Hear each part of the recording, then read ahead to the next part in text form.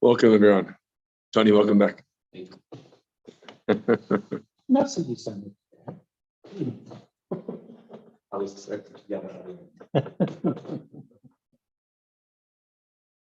Okay, we're on 20A3. We're continuing on just after the Mishnah.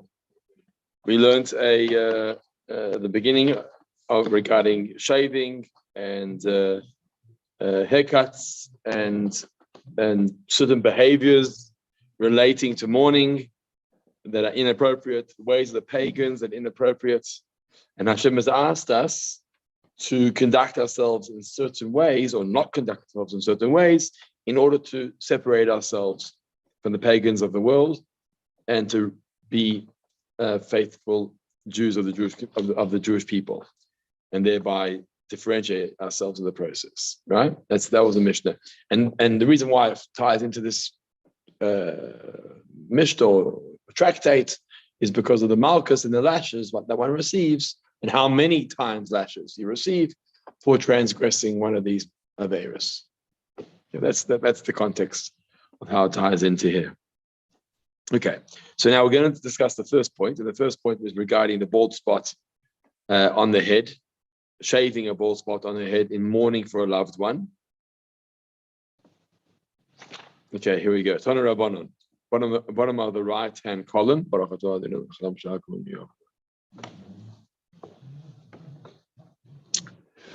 Rabbanon, your columns may be slightly different. It's basically the beginning of the Gemara. The Gemara, the rabbis have taught us, Lo yikruchu, this is the pasuk. Lo yikruchu korcha v'rosham. Lo yikruchu. The Kohanim, the instruction, the original instruction is in fact regarding Kohanim. But we then learn it out, I think maybe even now in the Gemara, is going to learn out for other Yidden too, not just Kohanim. Lo yikruchu korcha v'rosham. You should not make a bald spot on their head. And the Kohanim should not do so. You might think that if he did 4 or 5 bald spots, and we had a similar learning last week. You may suggest you only get liable for one punishment. Why? Because it says don't do it, and you did it. How many times is irrelevant? How many times you did it? That's what you would think. Therefore, the pasuk says karcha, a bald spot. If you look at footnote 30, he clarifies this point. The word yikruchu itself means to make a bald spot, and so Scripture could have stated simply lo yikruchu berosham. Why does it say lo yikruchu karcha berosham? Hence, the word karcha, the bald spot, is extraneous, extra, and thus available for exegesis. To learn from that extra word. Okay, so therefore the Torah says korcha. The chayiv I'll call korcha the korcha, to teach you that you're actually going to transgress for every bald spot you do to yourself. So it's not just one lashes for the act, but every specific bald spot you're going to create, there's going to be another transgression and series of lashes for that. It's a separate area each one, yeah. Shaving it out. Yeah. I think it's specifically shaving it out. Yeah. So that's what the pagans used to do it. The pagans would shave their bald spot in their head as part of a mourning process. We said somewhere else also, they would cut their skin as part of a mourning process. That was their ritual. So Hashem said, we may not do that because that's the way of the goyim. Also has to do with, I was going to say, Bal Tashchit or ruining. I don't think it's that. I think it's differentiating a Jewish person from a non-Jewish person. And haircuts, that's how it goes to beards and haircuts as well, because it ties into the identity that people used to, the practices people used to accustomed to do. We'll get back to that. Okay, so, Berosham, what does it mean on their heads?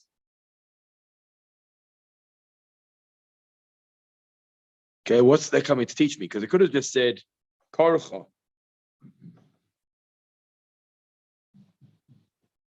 Rashi, footnote 32 says, The Brisa is not asking why this phrase is written. Berosham. For it is certainly needed to teach that the Torah prohibits the balding of the head and no other hirsute part of the body. Rather, the Brisa is coming to explain that on their head, that extra word on their head means anywhere on their head, since we might have thought otherwise. So anywhere is prohibited. So Berosham, let's see this. Berosham. The reason why you need the word Berosham is because we have another verse. The other verse says, don't cut yourselves. And don't put a bald spot between your eyes, for the dead. Shaving here. Oh, here. I would have thought here. Oh, I see. No, that's what I thought. If it's the same language as tefillin, then it's here. So I'm not sure what I think it means here, because we're talking about the head. You'll see now. No, I don't think so. Look here. A unibrow. No, he actually elaborates. Yeah, people have one joint. Yeah. No. What? The unibrow.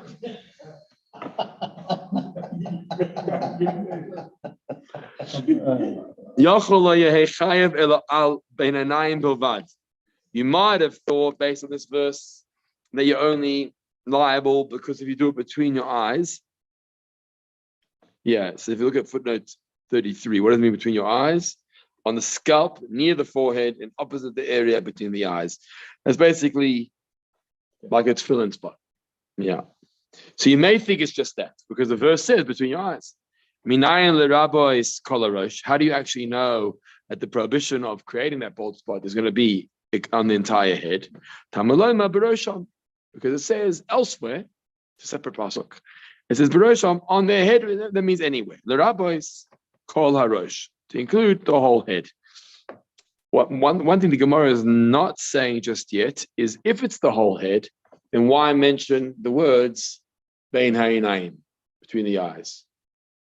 Remember, it said like this. It says bein ha'inayim, that you shouldn't shave between your eyes. That means in your forehead, opposite your eyes. You may just think it's that spot alone. How do you know it's the whole head that's prohibited? So therefore, it says a separate pasuk, berosham, on your head. If that's the case, the automatic Talmudic question would be, then why do I need the first verse? The first verse says between your eyes. What does that teach me? I don't need that. Just say, no one can shave their hair on their heads, and that would have been sufficient. I don't think the Gemara goes into this question, maybe in the next paragraph, let's see. But that you have to keep that question in the back of your mind. That's a typical Talmudic question. You told me why I need verse 2, because verse 1 wasn't enough. Verse 1 was about the eyes. Verse 2 was about the head. The automatic Talmudic response is, fine, see, I got verse 2, but then why do I need verse 1? They are separate, the two verses. And then you have to figure out what is verse 1 teaching me that I wouldn't have known otherwise. So we don't have the answer yet. Let's just park that for a moment. So Tamaloma Barosha. Okay, so now I know the Rabbi's Kalarosh that includes the whole head. Okay, but ainly Elav Kahanim, and the initial understanding is that this only applies to Kohanim, because the verse was talking to Kohanim. So it seems like the instruction was only to Kohanim. Shuriba Bahen Hakosov Mitzvahs Yiseiros, which the Torah tells us extra mitzvahs for Kohanim. So Kohanim have strict, right, customs or practices, and this is one of them that the Kohanim have to observe. But now the question is, Yisrael Minayim, but what about a regular Yid? A Jew is not a Kohen, right? Does its law apply to him? About the bald spots in mourning for somebody? So Ne'emar Khan, it says here in the verse, Korcha, the word bald spot. V'ne'emar lahalon, and it says later on regarding the Kohanim, Korcha, also a bald spot. So that creates a Gzera Shava. Gzera Shava means you can now compare the two spots that say Korcha, because the same word is comparable. And look at column, the right hand column. So now,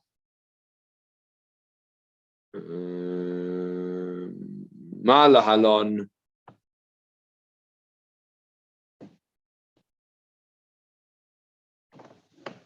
Let's see. Ma'ala halon, just like regarding the Kohanim, because we're now comparing the two places. So just like about the Kohanim, chayev akol korcha v'korcha, the Kohen's liable, we said, for every bolt spot, because it says the word korcha, and korcha teaches me every bolt spot.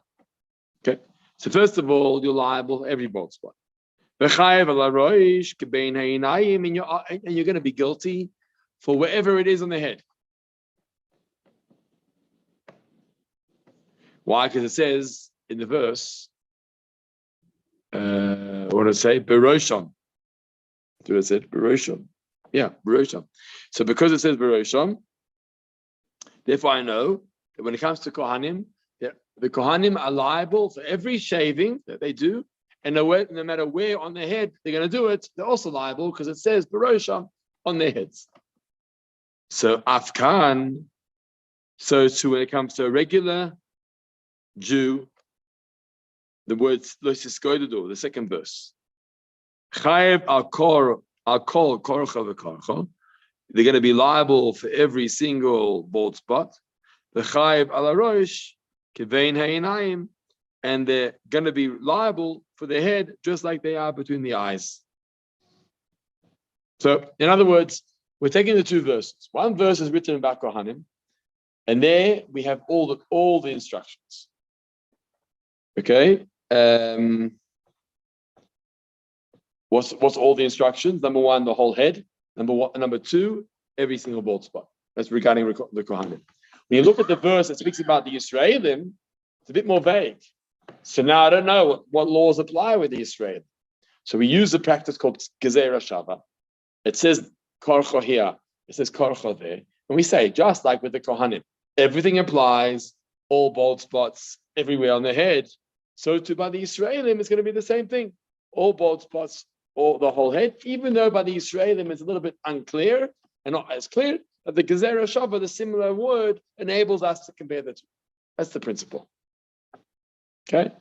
We have explained before that the Gemora Makkos and this common word, you can't necessarily make it up yourself. It's got to be transmitted to you by your teacher who's taught you this principle. Because not every guy can say, well, there's a word here and there's a word there, and then I match them up. Mainly, you can't do it, shall I say, in halachic issues. You can't derive halacha just because it says a word there. You have to have that tradition. I'll tell you what's actually interesting is that when it comes to Tanakh studies, what's actually very, very common now, there's been a burst of this strategy of teaching Tanakh in Israel in the last 10 years, where they're actually comparing words across Tanakh. So you have to have a very strong mastering of the language, and they're comparing words across Tanakh. So let's say by Abraham and Sarah, they'll find the word. They'll also find the word by Shimshon, somewhere else in Tanakh, right? And they're cross-referencing, and they're saying, well, look at the terminology. You have to have the Hebrew language. Look at the terminology there, and look at the terminology there, and the root word is the same, and perhaps it can indicate to us what the emotion was at the time, or how Avraham and Sarah were feeling at the time. Because if it says it by Shimshon, by the Nazir, or it says it by Yonah in the whale, and it's using the same terminology, which is rare, by Avraham and Sarah, it must be that the emotion or the feeling or the atmosphere or the response is similar, and that's what they're doing today. Which is it's a new technique. I mean, commentaries always use that technique, but they've elaborated this to a new level. Now, one can ask the question: can anyone do this? Can anyone find commonality of terminology and come to such insights? So there is debate about that. Actually, in modern Tanakh contemporary commentaries, there's debate as to can anyone just come up with the theories of terminology here, terminology there, cross-referencing, assuming that there's a connection between the two words. So I can't comment because I don't know enough about the debate. But what I can say is the reason why maybe there's more acceptable is because it's not halachic. They're interpreting insights into stories of Tanakh, personalities of Tanakh, and relationships within Torah. Okay, that's one thing. But to come to halachic conclusion, that you need authority to do. You can't just come up with a word here and a word there and connect the two shorashim, the root words, and say, okay, now based on that, the halakha is going to be A, B, and C. That has to be passed down through tradition. Okay, so maybe that's just a difference in yeah. So for sure. So today, and maybe that's why the style has become more popular than it used to be, is because people in the past never knew the cross-referencing of language. Who knows, the words? How many people know the Tanakh Baal Peh of Pah that you're able to remember that there's a word in Bereshis and a word in Yonah that correspond to one another? Very difficult. But in today's world that we've got the technology. The models can actually use intent, so could also use they can pick that up. They can pick that up. The responses and right. So then suddenly the words are now reaching the same search engine, and you're seeing now a commonality. And then based on that, you still need the human brain to interpret that. Although I don't know, ChatGPT maybe can figure it out itself now. I don't know. But until ChatGPT, you needed the human brain to actually interpret. Now maybe ChatGPT would be different. But isn't like Rashi, Rambam, they were supposed to be like masters. They were. So they didn't pick up these kinds of things. No, so one thing I think the understanding is the style was introduced by the commentaries. Kli Yakar, there's other commentaries, but the style was introduced by the commentaries. But they taught the style. They didn't necessarily teach each case. So now the question is, do we have the authority or the ability to now take it one step further and apply it to other areas of Tanakh too? Or can you only say so if you have a reliable sources? This is the hot debate in Tanakh interpretation, where one thought process says only if the commentaries say it can you elaborate on it. You can't make it up yourself. You can't say, well, I found two words and therefore there must be a common theme between the two. Just found the two words and it's not. Exactly. No, so you're losing the authenticity of it, and you need to have the authority behind it. The modern mindset says, well, what makes, you got to be careful how you word this. What makes the Rambam or the Ramban more of an authority than a Rav of today? Put it that way. They were the Rabbanim of their time, and now there's a Rabbanim of today, and everyone has the ability to be mechadesh. Mechadesh means to offer a novel idea, to share new ideas, and so today's brains are allowed to do so, and that's the debate.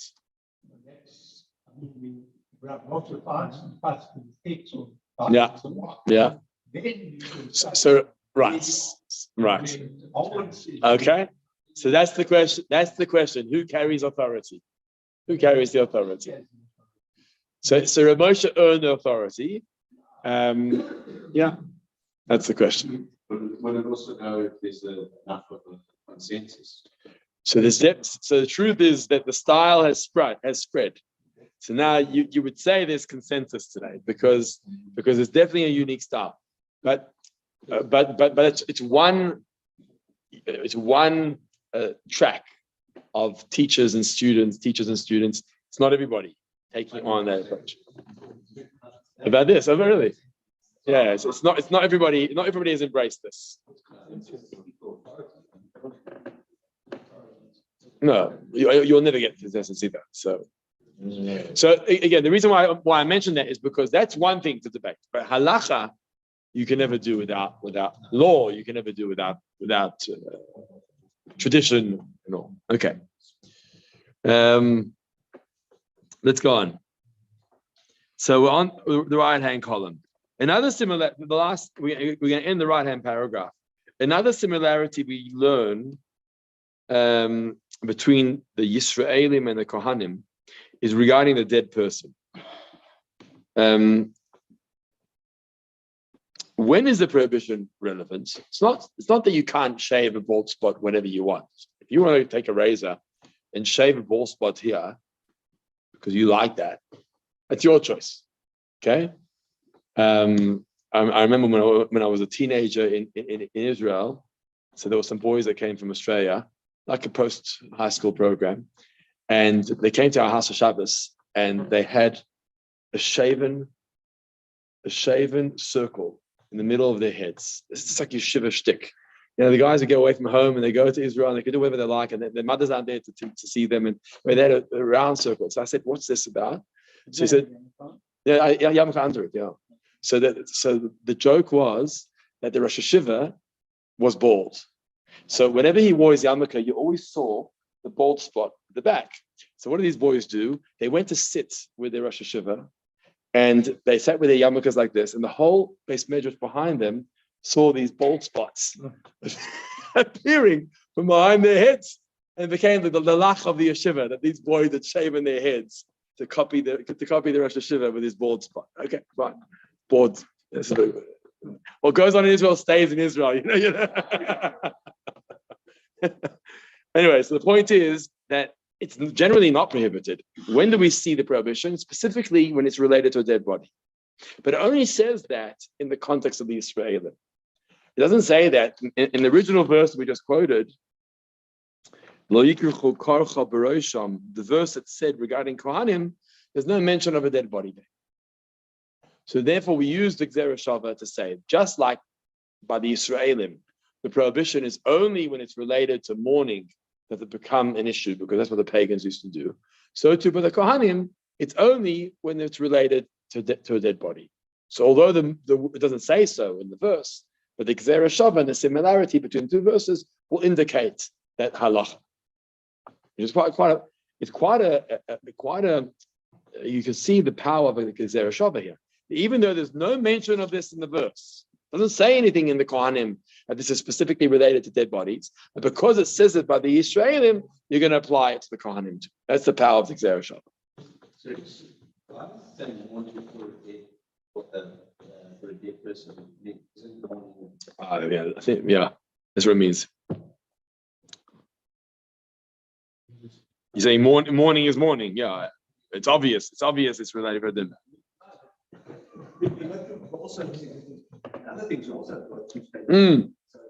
Good point. Good point. You do mourn. That's a good point. The mourning must be an emotional response, not necessarily to death. Yeah, okay, good point. So specifically, the avelos that we're talking about is related to missa, to death. Okay. All right, so that's the first point. Let's go on. Next point. We mentioned that if you do it 5 times, you'll get 5 times lashes. Again, you won't necessarily get it, because if you can't handle it, they won't give it to you, but you'd be liable to it. Hani Abba v'chamesh krichos. So these 4 or 5 bald spots that we're talking about over here. Heichidami. How does this work? What exactly happened? If you say that he made them, if he did them one after the other, consecutively. And there were 5 warnings. In other words, for each one.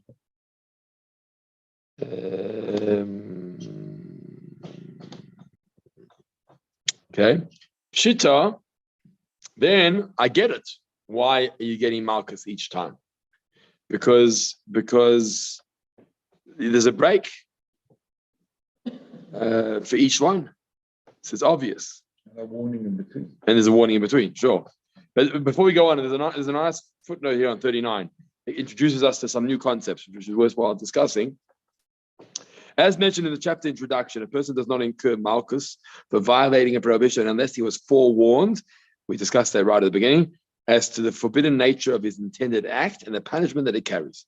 The transgression must be committed immediately after the warning, i.e. in less time than it takes a student to greet his teacher with the words, Shalom Alecha Rabbi, peace upon you, my teacher.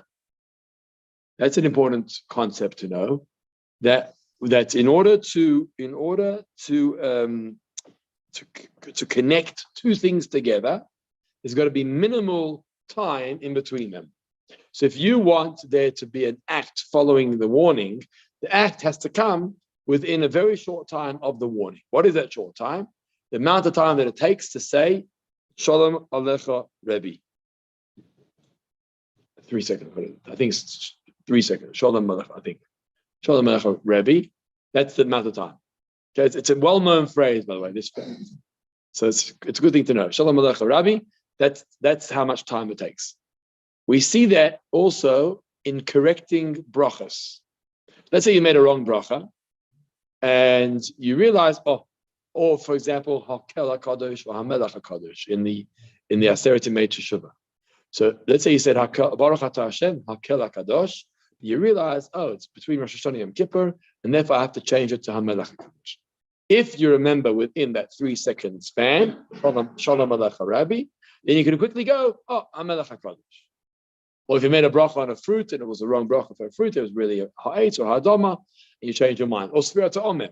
If you realize you intended, you counted fourth night, then there was a break, you realize it was the 5th night, so you can, if you catch yourself within a short amount of time, you don't have to go back and make a new bracha again.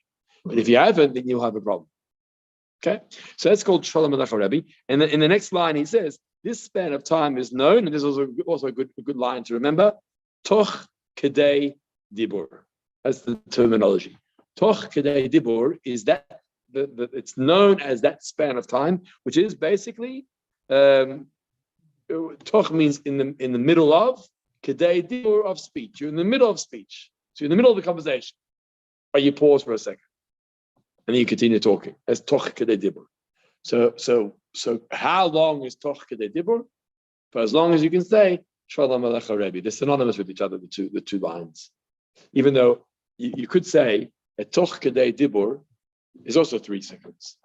It's like Shalom Alecha Rabbi, to be honest. But anyway, they gave it a term, and then they gave it a time span. The need of such immediacy is to eliminate the possibility that the transgressor forgot the warning by the time he sinned. You need to be sure that he remembered the warning. So he did the act within that short span of time. If he did the act a moment later, you can say, he forgot. It's an extreme leniency. The what? It's the leniency. They're what? You have to prove that the act was done without the warning. Well, immediately after the warning. If it's if there's a delay, 4 seconds or 5 seconds, sure. No. So I mean, it's almost like we say about the Sanhedrin that hangs once in 70 years. That never happens, right? Yeah. Because there's too many conditions to catch them out. Yeah. Right. So doing it immediately after a warning is also tricky to prove that. You got to prove that it was done within. It's another condition. You're right. You got to prove it was done within the short amount of time from within the warning. If there's a debate, maybe it was done 5 seconds later. Then he can argue, I forgot the warning. Just across the board.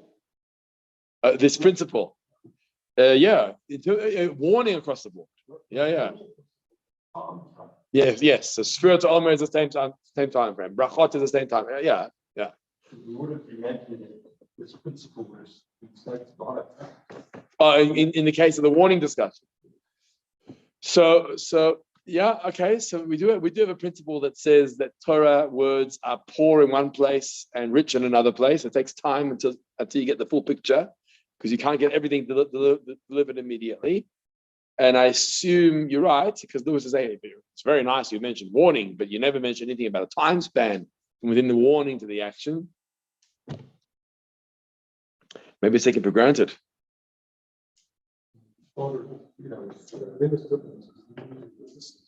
Still, the witnesses have to see you that you did it within a correct time span. And I understand that it's saying that you don't incur Malchus unless you actually do that within this time. Yeah, correct. So that's virtually it. Well, not necessarily, because the guy's holding a gun. He's holding a gun, and they say, you shoot, you're negligent, and boom, he shoots with the bullet. Yeah. So it happens within the same few seconds. But if he's running with if he's running, this is referring to shaving your head. Yeah. No, so he's got a razor, and they say, don't shave it, then he goes and shaves it. That's what it means. But if he's unpacking the box, let's say, he's taking his stuff. I'm going to shave my head, right? He's unpacking. And they're saying, no, you shouldn't shave your head. If there's a delay, you can always say, I forgot what you said, sorry. It's a good excuse for the wife, by the way. If 4 seconds goes by, I actually forgot what you told me.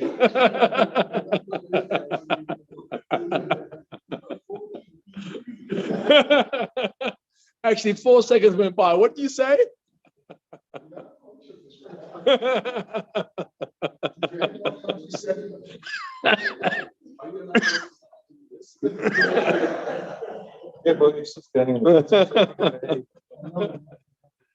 Shalom Aleichem, Rabbi. That's exactly it. Okay. So now, even so towards the end of this, towards the end of the paragraph there at the bottom, even when forgetting seems unlikely. Okay, so really you forgot it. 4 seconds, 5 seconds later, you forgot it. The Torah decreed that punishment cannot be exacted unless this condition is satisfied. Interesting. We haven't done enough research here, but he's saying that Torah decreed that this condition is necessary. When we need to open up the Tosfot on the Gemora and then the Sota Choshen, which is the halacha, to see what do you mean the Torah decreed? Where does the Torah say that? That's a condition in a warning process. You have to have that time span. That's interesting. It's not just the rabbis adding it on; it's the Torah's decree that you got to have that close proximity between the warning and the action in order to punish him. Okay. So let's come back to this. So we're saying if it's one after the other, right? Don't shave, and he shaves. Don't shave, and he shaves again. Don't shave. So each one has a warning, and he goes ahead and does each one. Shita, it's obvious that. Yeah. That's a weird Scenario. Okay, it's hypothetical. Not all these cases are real. Still would stop. No. Or actually, there's another way of doing it. If he's intentionally making marks in his, so he doesn't want one bald spot. He wants multiple spots for his morning process, let's say. So he shaves one line, right? And they're shouting at him, don't do another one. But he keeps on going. So each time they're warning him, don't do stop what you're doing. And he keeps on doing it. That's what it means. Right? So he doesn't want to listen. And this guy keeps going, but they're warning him to keep on stopping, to stop. Somebody would do it. But, well, not necessarily shaving your head, but let's say damaging property or the child misbehaving. If you're in the mode of sin, you'll keep on going, and the warner will keep on warning. Stop it. So you just stand there shouting at Yeah, sure. That's right. Or across the fence. Also, you can't. You can't touch him. I don't know if you're allowed to touch him.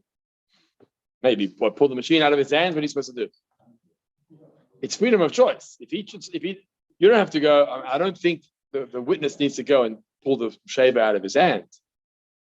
He's not doing negligence as somebody else. He's shaving his own head. So you need, I suppose, make it complicated. You could have, there's someone given the warning and there's two people that hear The witnesses. you need two witnesses. So there was a discussion. There was a discussion as whether the one of the person warning can be a witness or not. I think there's a debate in that. Whether the warner, remember the discussion, whether the aid can be, whether the matre, the person who gives a warning, can be one of the witnesses to testify. But I'm not sure on that point. Okay.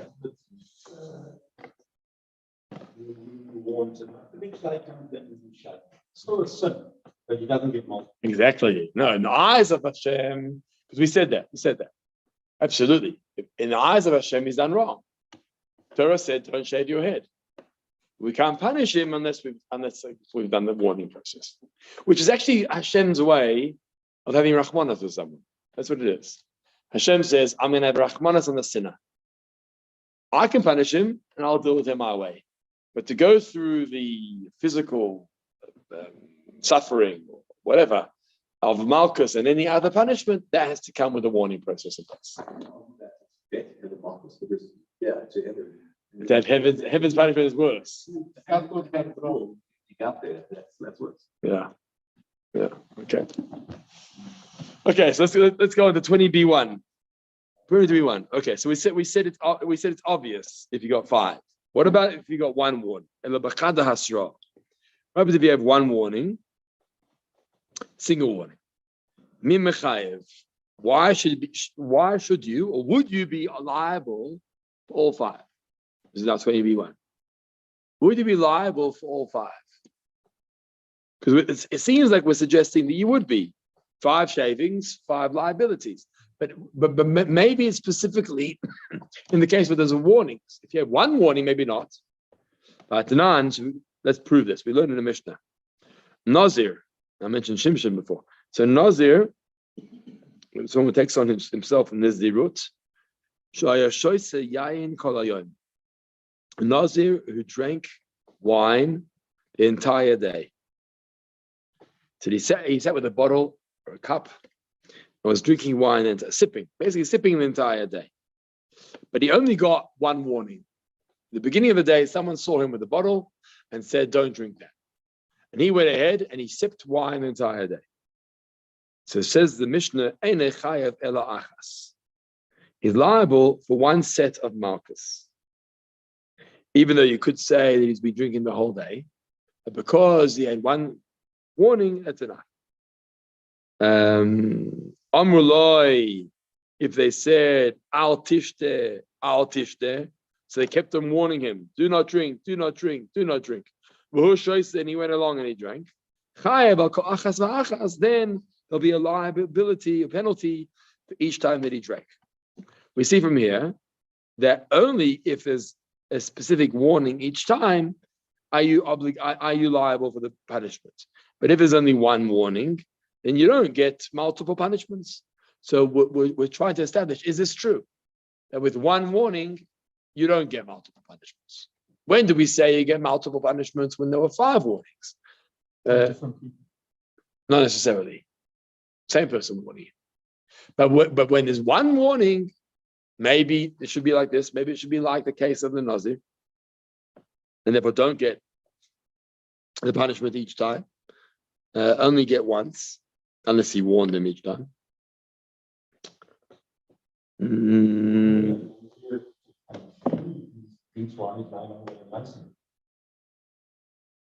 It's worse than that. You're saying take away his privilege, right? So he now becomes ois Nazir. You don't become a Nazir anymore. I think it's worse than that. It's a Nazir. I think first of all, it's a love. It's a prohibition to do that. It's a prohibition to do that. Not just take away. It's a love to do that. I'm just thinking out loud here because I maybe want to use another case that maybe we can relate to. I'm not 100% certain about this. A kohen who goes and makes himself tameh intentionally. For example, he goes to a funeral or to a cemetery, and intentionally he makes himself tameh, not a relative where he's obligated, a friend, and he makes himself tameh. So I seem to recall a debate about this, whether is there a love associated to this? Is there a prohibition associated to this? He was told, don't contaminate yourself with anybody else besides your 7 relatives and a mace mitzvah, someone who's left in the middle of the desert or the highway with no one else to attend to them. But if someone else is there to attend to them and they're not related to you, right? Don't contaminate yourself. So is there a love now for that? But maybe it's not. Sometimes someone says, no, well, I'm extremely close to this person. Although they're not one of my relatives, I feel like, this person is, my stepfather that brought me up. Torah will say irrelevant. Yeah. But you know what I mean? Like he's yes, as much as he's doing it intentionally, in the circumstances, he may feel that he's. Understand? Yeah. Understand? But let's go to the other extreme. It's someone he doesn't know, or it's someone, or it's his child's friend. Didn't know him, but felt obligated to go. So I think there's a debate about whether there's a love associated, or the other way of thinking is it's not a love, it's not a avera. If you do it, you have to purify yourself. There's 2 ways of thinking here. When it says lo yitama, that's the terminology. Don't become tameh. Does that mean it's a love and you've transgressed? Or does it mean if you do, you'll just have to go through the purification process as a result? So I'm just saying, so it comes to the Nazir. The Nazir drinks the wine. So Lewis is saying, well, okay, so you lose your Nazilut. Like the Kohen, you became tameh. Go purify yourself. So Nazir, you're no longer a Nazir. Shave off your head and start again. you're right. It seems this is harsh, where you actually get punished for breaking your nazirut.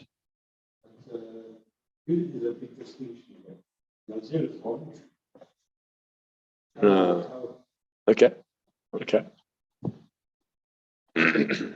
So you would say that, and therefore you're saying, why punish the nazir? It's a voluntary thing that he decided not to go ahead, not to continue. He's finished. Yeah. What about?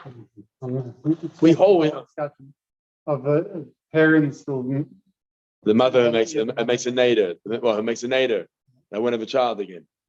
Is that what you're referring to? Yeah. The korban that she brings? that will, but then- the mother that, like we see with I suppose I think it's both Shmuel and Shimshon, Yeah. that if Hashem gives me a child, then the child will be a Nazir.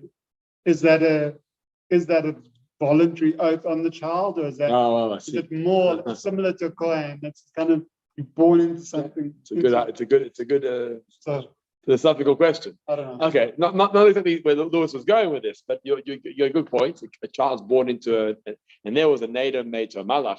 So, like, it's told that the malach Hashem knew that Shimshon was going to become a nazir. Okay, that's a unique case. But I hear your point. I think we're saying that once you commit, you commit. And there's a certain standard you have to upkeep. And if you transgress that standard, then you've transgressed, not just losing the privilege of being a nazir, but actually bringing the korban and the sacrifice and atoning for your avera. Okay, so that's the question. Is this true? And the Gemara said in the second paragraph, he says, "Lo tzricha." Actually, you can't compare the two cases. That's what it basically means. You can't compare the case of the nazir to the case of the bald spot. Why is that? The sach chamesh etzba'osav nasa. The bald spot is talking about a case where he smeared cream onto his 5 fingers. Where's 5? On his 5 fingers, there is a salve. There you pronounce it, like a cream that removes hair. Is that? Yes. What's it called? Nair. How you spell that? And nair. Wouldn't have been around in those days. Yeah. No, but they must have had some sort of. I see. Okay, so salve that removes hair and prevents hair from growing. Do people use nair today? Yeah. It's not part of what do they call laser treatment and stuff. It's not that. No, it's a cream you put on it takes And take the bill. And it won't grow again. No, bro. Okay. What's that? Disintegrates. Wheat is the same thing. It's ladies use it on their legs and then remove their hair. Oh, I see. It just breaks the protein, I think. Right. It's got a what's it called? Ammonia. It's got an ammonia base to it. That's what you get there. Yeah.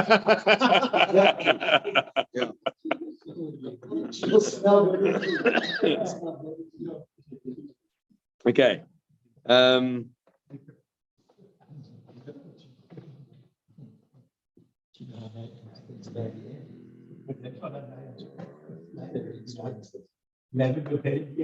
Yeah, so you don't use it on your legs. Okay, so come back to this. Come back to where we were holding. 1 second here. So he took this cream. Okay, so they took this cream. He put it on his 5 fingers. With 5 more. And in one shot, he put on his head. Like this. In one shot.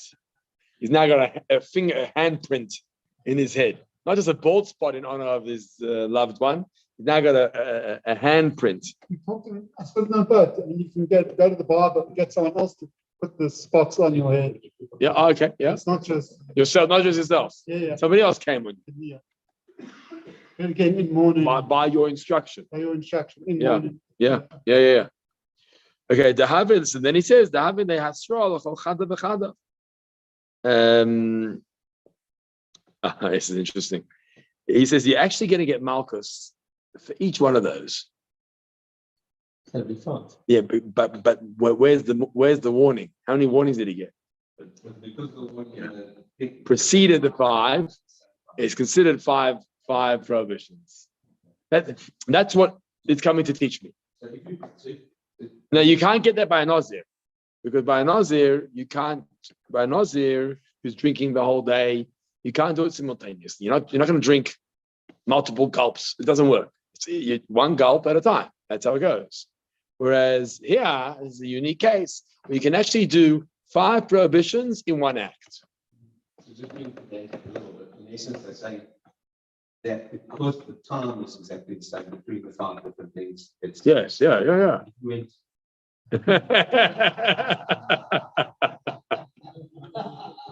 So that'll be interesting, actually. that's what it is. That is. Yeah, that's what it sounds like. So, but then I have a question. Talking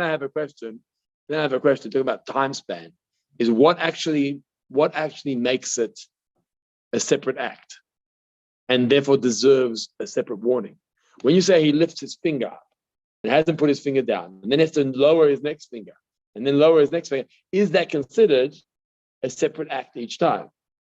I would argue that it is, because it's another movement of the hands or the finger. Don't do it. Yeah, that's what I mean.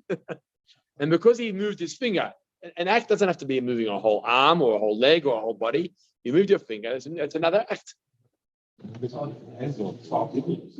So in that case, you have to have 5 more. But in this case, you don't have to. Because in this case, you did it all in one shot. One. Exactly. We do find this in other cases as well, where for example, where one act can happen multiple averas. I mean, that's unique. I recall in Hilchos Laws of Shabbos, he shoots an arrow out of his property. So first of all, there's an issue of moving from one property to another without an eruv. You can't go probably part of it. Yes, he shoots an arrow into the public, which you can't do. You can't throw a rock over the fence. There's no eruv there. You can't walk out either. So the fact that he threw it out was already a problem. And then let's say it shot a bird. These are the cases that Gemora in Shabbos talks about, where the same arrow shot a bird. So there were 2 acts within the one bow and arrow shot. He let out a bow across into Rosh Hashanah public, and he killed a bird at the same time. There's 2 averas. The problem there it's a bit different. Because there you would need to have a warning for each avera. There's a warning that you can't throw out something into the public property. There's also a warning that you can't hunt on Shabbos or shoot a bird down on Shabbos. So there's 2 warnings.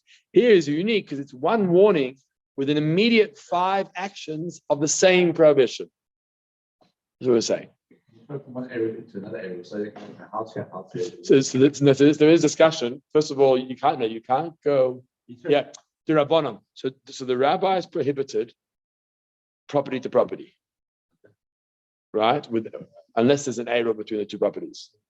Eruv meaning a shared, what's called eruv chatzeres, different type of eruv, where you share food. So if I take food into my neighbor, and I leave food by you, I don't necessarily have to eat it. The fact that I left food by you means we're sharing the properties. That's if you don't have an eruv in place.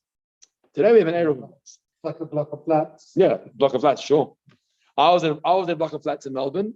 Okay, Melbourne has an eruv, but you would do that in a block of flats. If a block of flats, Cape Town doesn't always have an eruv, right?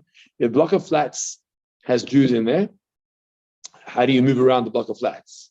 Just because it's a closed-in building doesn't necessarily allow you to now move around that building. The way to do that is to join forces in a meal. So you put a matzah, everyone participates in contributing to the matzah in one person's house. And he places the matzah in a person's house and he announces, I've got the meal by me. And therefore everybody joins forces for that dining room. And the whole building now becomes permissible based on this eruv. That's if there isn't an eruv in the city. That's right. If there's an eruv in the city, then the whole building becomes permissible. Our yards become permissible. That's perfectly fine. I'll tell you an interesting shayla I got. So just to mention your question, the interesting halacha, if you shoot an arrow from my house to the next door neighbor, because rabbinically you can't go from one to another, right? Biblically, it's from here to public and public into here. So the hypothetical case, if I shoot it from my house into someone else's house and it flies over public property, but then lands, is that a problem? Okay. I had a shayla. There's a family in our community who's traveling with kids to Paris for Shabbos. And there's no Eruv. And they're trying to get their heads around that we're going on a holiday, we're schlepping our kids on this trip, right? As difficult as it is. What are we going to do in Paris for Shabbos without an Eruv? We're spoiled here in South Africa. Because the whole world lives like this. Israel, okay, it's different. But in Chutz La'aretz, many people live this life. There's a family from our shul with young kids going to Paris for Shabbos. So you understand? So now they're going to be locked up. What do? We can't go to shul. We can't go to friends. We can't go for a walk. We're going to be locked up in this apartment for the whole of Shabbos. Because there's no Eruv.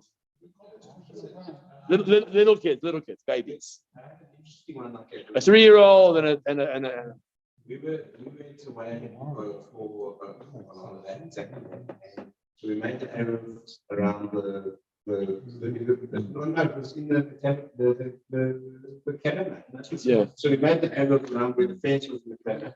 And then the kids walked outside and then started crying. And I still can't pick the kid up. Yeah. So I told them like this. So someone said this. So Cape Town has that also. My sister-in-law lives in Bloberg, and there's no Eruv right now in Bloberg. Rabbi Ashi Darren is looking to establish an Eruv in Bloberg. That's the next step. But anyway, so I said to them, someone said call Chabad and ask. So I said like this: can you ask a non-Jew to push for you? Okay, that's the question. As a non-Jew to push for you. But you normally can't ask a non-Jew to do a malacha for you. So asking a non-Jew to push is malacha. So there's only one loophole when you can ask a non-Jew to do malacha, even then it's questionable, and that is for a mitzvah. If it's for a mitzvah, you can ask a non-Jew to do a mitzvah. So if you're going to go to shul, then there's leniency to rely on a non-Jew. If you're going to go to have a meal, maybe the Shabbos meal, and that's where your Shabbos meal is going to be, there's a leniency. But if it's going to go to an art show or to a walk down the street or to something like that, there's more problematic issues with walking out with the Eruv. And we are so spoiled in South Africa. I mean, we take it for granted that Shabbos means pushing prams and holding babies and who knows what. Yeah, no. In Europe, they're all religious families are locked up. In many cities, not, because it's complicated. You can't do an Eruv in all areas, depending on the traffic level. Halacha speaks about it. When there's too much traffic, like a big highway, you can't do an Eruv over that highway. There must be Eruv in Boulders Green. Yeah, so in those areas there are, but depending on where the highway is. Yeah, the highways are too busy. Highways too busy. Yeah. Because the moment it reaches, I think 600,000 passerbyers, something like that, it becomes uneruvable. You can't do it. It's too big, and they wouldn't allow you to do that. Yeah. Okay. So let's. Oh, it's really enough. Look at that. Where are we up to? Okay. So we'll stop here. We'll stop here by that last paragraph. The minimum size of a bald spot. Oh, so now we're going to discuss what is that size of the bald spot we're talking about. If it's, we'll leave that last paragraph, right? If it's just your fingers, is that the issue? The dot, is a dot an issue? Or is there a certain measurement to how big that should be?